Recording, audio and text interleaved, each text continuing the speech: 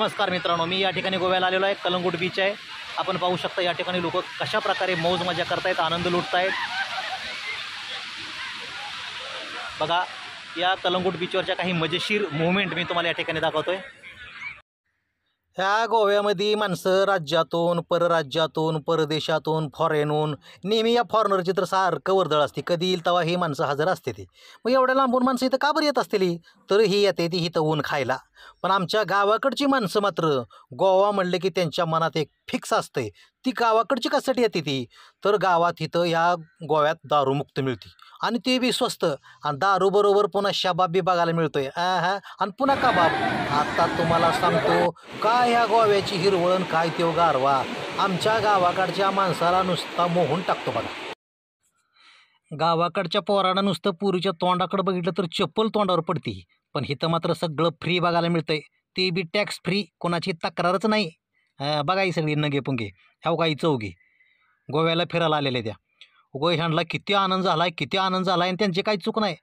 गोव्यात आल्या ह्या समुद्राचं पाणी बघितलं कुणी बी हुरळून जातंय, आणि त्यांचा आनंद असा गगनात मावेन असा होतोय।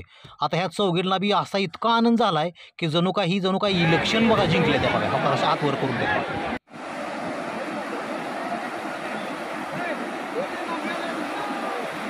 इथं गोव्यात आले की सगळ्यांना मोकळेपणा जाणवतो बघा। सगळी स्वतंत्र, जे आपल्याला करू वाटेल ती करायचं, जी खाऊ वाटेल ती खायचं, जी पिऊ वाटेल ती प्यायचं, कसं बसू वाटेल तसं बसायचं, कापडं काढून फिरा नाहीतर कापडं घालून फिरा, आपल्या मनाची मालकं आपण।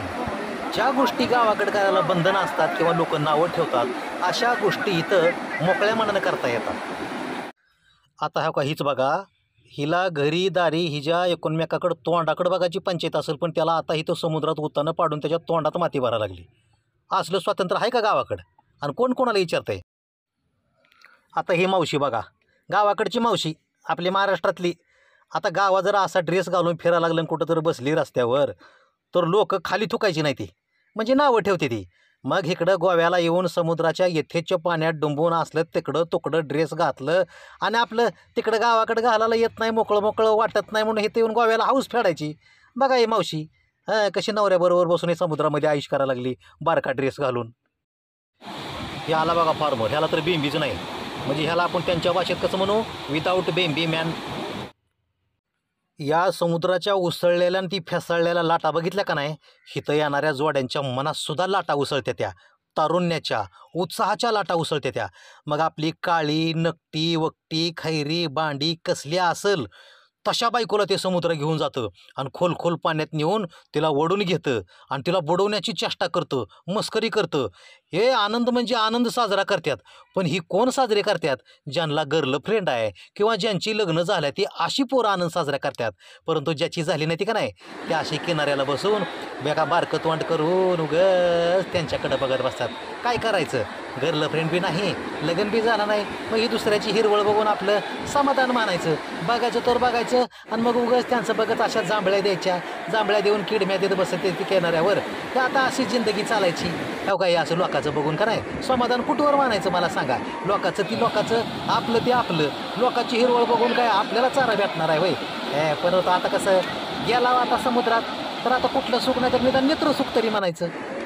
पुरींची संख्या कमी झाली, सरकारी नोकऱ्या मिळाल्या, त्या नोकरदाराशिवाय पुरी देणार ती। आता काय करायचं? बसायचं असं समुद्राच्या कडेला, ह्यांच्यात आणि ह्या कटाळ्यात काहीच फरक वाटना। आता दोन्ही बी सारखीच, घेणं ना देणं, समुद्राकडे फिरणं।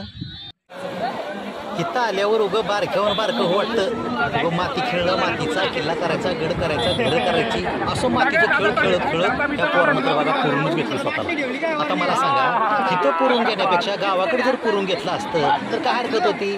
पण गावाकडं असं खेळ खेळलं की लोक नावं ठेवतात। मग इथं आल्यावर यथेच्छ काय आनंद उधळायचा ते उधळा येतोय।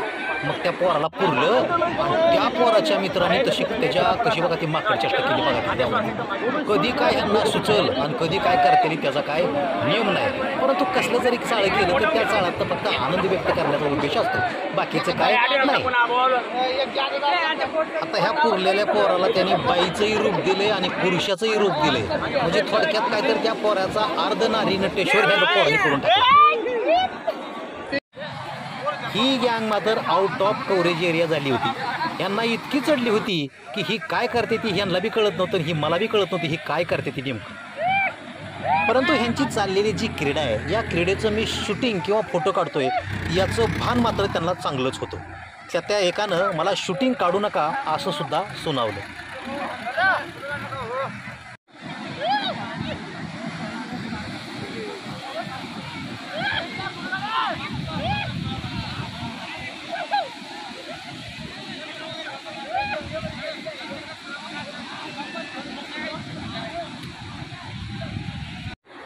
ज्यांच्याकडे पैशाचा जोर आहे ती लोक अशी आरामात छत्रीखाली त्या खुर्चीवर बसून झोपून आरामात या समुद्राचं दर्शन घेत होते.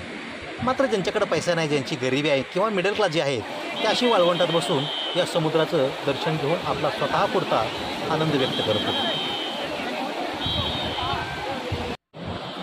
ह्या बाबाला मात्र ह्या समुद्राला बघून निराळाच भास झाला. त्याला वाटलं आपली ही तोडकी मोडकी बॉडी सुनील शेट्टीसारखी किंवा अक्षय कुमारसारखी दिसती का काय. त्यानं त्या वाळवंटामध्ये डिप्स काढून आपल्या जोडीदाराला शूटिंग किंवा फोटो काढायला सांगितलं आणि स्वतः मात्र डिप्स मारत बसला. कधी कोणाला काय वाटेल काय सांगता येत नाही. ही सगळा चाललेला समुद्रावरचा कालवा, ही गोंगाट, ही काही नग्न तर काही अर्ध नग्न माणसं आणि ह्यांचं बिभत्स वागणं, बिभत्स वर्तन, ओरडणं, किंचाळणं, कोकाटणं, ही सगळा कालवा पाहून काही माणसांना ते पटत नाही, तर काहींना ते किळसवाणं वाटतं. आता ह्याच बघा ना, ह्या साडीवाल्या मावशी हा सगळा समुद्रावरच्या माणसांचा अवतार बघितला आणि या मावशी भांबावून गेल्या, अवाक झाल्या. समुद्रावरचं हे असं आणि ज्यांना सुशिक्षित म्हणतो त्या सुशिक्षित माणसाचं असलं वर्तन तर मला अजिबात नको. मी तुमचे कपडे सांभाळते, तुम्ही पोहा काय करायचं असं आपल्या मुलांना सांगितलं आणि कडेला उभा राहून हा सगळा चाललेला प्रकार पाहत उभा राहिला. लहान लेकरं बाळं गोपाळं असली तरी अशा लेकरांना कडेवर घेऊन काही बाया समुद्रात येतात आणि येतात पाण्यात उतरतात. त्या उसळत्या लाटाचं दर्शन त्या बाळाला घडवतात, त्या बाळाचं पाय त्या पाण्याला लावतात. जणू काय वासुदेव की नंदनाचा गोपाळ त्या समुद्राच्या पाण्याला पाय लावा लागला. परंतु ह्याच्यामध्ये काळजी करण्यासारखं काही नसतं. त्या सर्वजण या समुद्रामध्ये आपली लहान मुलं बाळं गोपाळं घेऊन येतात. त्यांनाही काय घाबरण्याचं कारण नसतं, कारण या समुद्राच्या पाण्यातून किंवा कडेला नेहमी कोस्टगार्डचा किंवा समुद्री संरक्षण तटरक्षक दल जे म्हणतो आपण ते फिरत असतं. त्या पिवळ्या टी शर्टची माणसं म्हणजे ते रक्षक आहेत. त्यांना काय तर कोस्टगार्ड नाही बहुतेक, असं दुसरंच काहीतरी नाव आहे त्यांना, परंतु ते गार्ड आहेत आणि अशी गर्ड चालत तर दक्ष घालतातच. परंतु त्या बीचवर नेहमी या गार्डची ही लाल गाडी गस्त घालत असते, जेणे काही अनुचित प्रकार त्या समुद्राच्या तटावरती होऊ नये या आपल्या सर्वांच्या रक्षणासाठी ती माणसं या ठिकाणी असं सातत्यानं फिरत असतात. ही हाय पे टॉयलेट. गावाकडचा वडापाववाला 5 रुपये मागतो आणि ही हागाला 20 रुपये मागते. ही बघा, bike for rent, car for rent. हा का इथं जर फारचा बोर्ड आहे, आपण लई टेन्शन घ्यायचं नाही, वाचायचं रिकाम व्हायचं आणि पुढे सरकायचं. आपण कॉन्ट्री करून क्रुझर करून गोव्याला आलेला आहो, सगळ्याची पट्टी करून उगा दुसऱ्याच्या वाळक्यातनं फिरून रुबाबात फोटो काढायचं नुसतं. आता हीच बघा की माणसं गोव्याला येते ती आरामात मस्तपैकी डिलक्स रूम बुक करते, ती तिथं जाते, ती आराम करते, ती फ्रेश होते ती आणि फ्रेश होऊन मग तिथं समुद्र सपाटीला फिरायला येते ती. आपण मात्र चंद्रभागेला ती गबाळ टेकल्याने वारीला गेले का नाही, सगळं गबाळ त्या समुद्रावर घेऊन पवायला लक्ष राखायला 1 जण आणि पवायला 4 जण, ते असं असतंय. मग कसं व्हायचं? हे पण गाडीनं समुद्राला आलं पाहिजे बरं का, इकडं गोव्याला आलं पाहिजे बरं का.